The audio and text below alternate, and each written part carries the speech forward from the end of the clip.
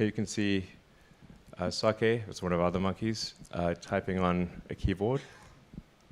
But now this is telepathic typing. So to be clear, this is he's not actually using a keyboard. He's moving the cursor with his mind to the highlighted key. Now technically,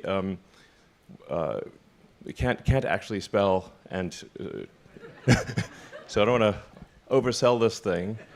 But what's really cool here is Sake the monkey is moving the mouse cursor using just his mind, moving the cursor around to the highlighted key, and then spelling out what we want to spell. But and then so this is something that could be used for somebody who's say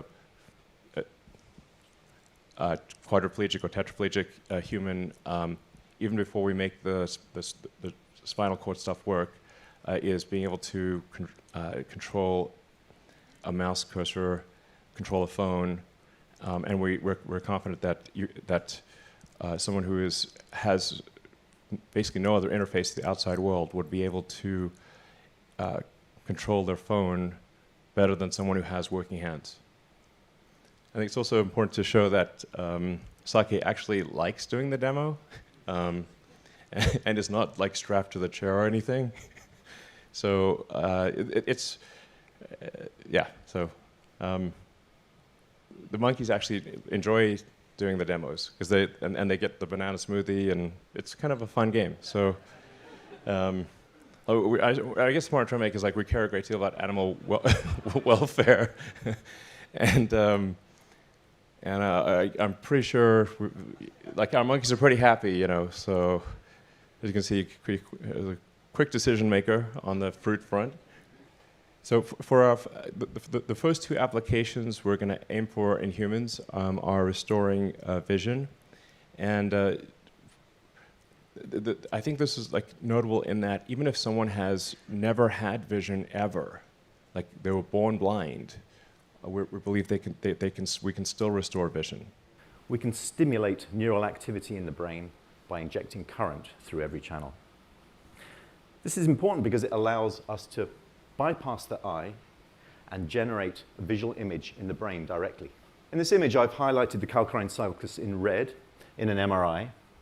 It contains a map of the visual world, the visual field. It's about a surface area equal to a credit card on each side.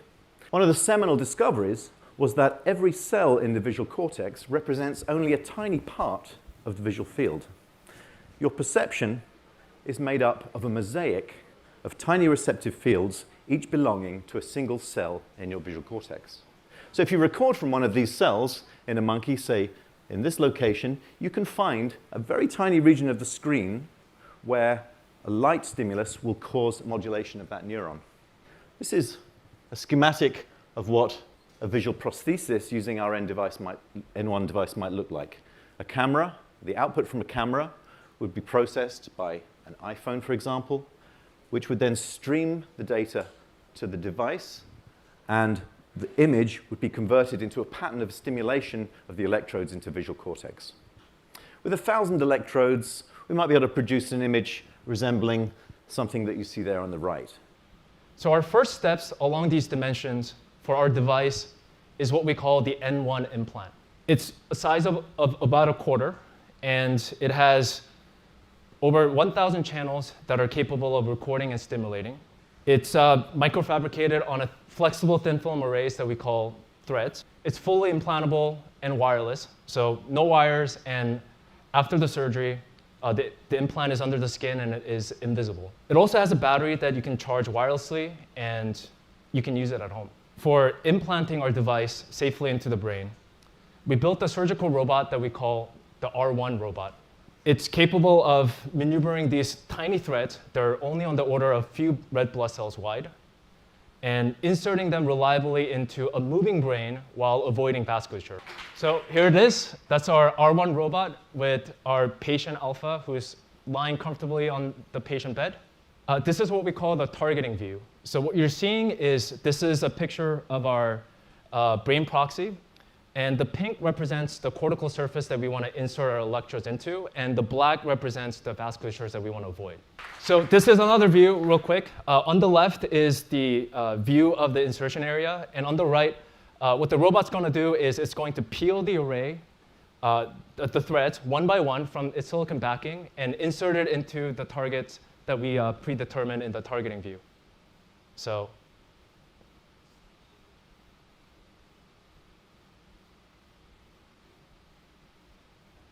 there you go. That's the first insertion.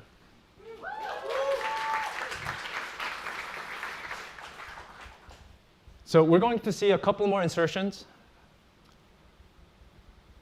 The whole process of inserting about 64 threads in our first product is going to be around 15 minutes for this robot. Since I joined in 2017, we've also done a handful of iterations to optimize the thread insertions of the robot. One of the challenges that we've had to face has to do with the optomechanical packaging.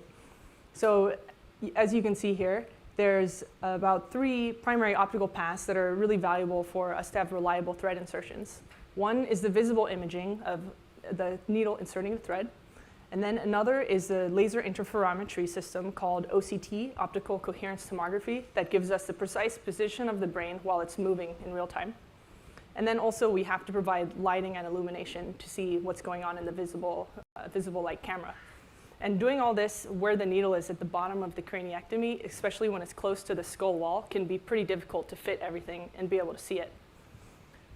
So the way that the team solved this is by putting all 3 of these optical paths into one optical stack using photon magic or polarization, whatever you want to call it. And that enables us to do vessel avoidance in real time. So as I mentioned, the brain is moving, and where we place targets in the beginning may not be where you want to insert at the moment the needle is going down there. So the robot can actually detect the vessels and then determine if we're going to insert onto a vessel or not, if it's safe to insert, and then that way we can avoid inserting onto major vessels. So for persons with spinal cord injury, the connection between the brain and the body is severed. The brain continues functioning normally, but it's unable to communicate with the outside world.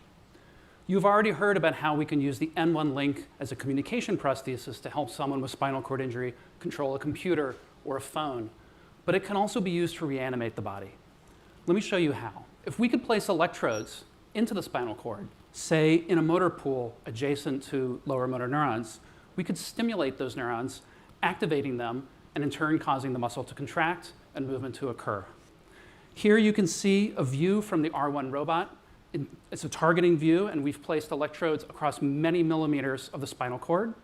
And the R1 robot is able to insert those electrodes deep into the ventral horn, into motor pools, in very close proximity to lower motor neurons.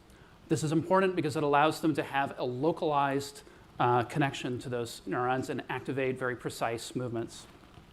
Okay, so here's a pig walking on a treadmill, and you may have seen something like this before in a previous Neuralink presentation. But unlike before, this pig has more than one Neuralink device. There's a device in the brain, but there's also one in the spinal cord. And we can stream neural data from this device, these devices, in real time and use them to do things like decode the movement of the joints of the pig. So here you can see on the left a time series of the hip, knee, and ankle, and we're decoding those movements. So this is super cool, but that's actually not what we want to do. We want to go in the other direction. We would like to stimulate the spinal cord and cause movement to occur. Okay, so let's stimulate an electrode. So here's one electrode on one thread that when we stimulate causes a flexion movement of the leg. So on the left, you can see the movement of the joints, and you can also see the time series of the stimulation pattern in yellow. So the leg is moving up. Here's another electrode, which when we stimulate causes an extensor movement. This is actually a little harder to see because the leg is straightening and the hips are shifting, but if you look carefully, you can see how the leg is moving. We can stimulate on a great variety of threads and produce different movements and actually sequence them spatial temporally to provide patterns. So on the left, you can see a time series of different stimulation on different electrodes. You can see the movements of the joints. And on the right, we're zooming in on muscle activity that gives us an idea of the kind of strength and power and specificity of those movements as well. So in addition to doing sequences, we can also achieve sustained movement. These are powerful muscle contractions of the sort that you might need for standing or other load-bearing activities and are really crucial for interacting through the world. We have a lot of work to do to achieve this full vision, but I hope you can see how the pieces are all there to achieve this. And if you find this prospect as exciting to you as it is to me, I hope you'll consider joining us here at Neuralink. Thank you.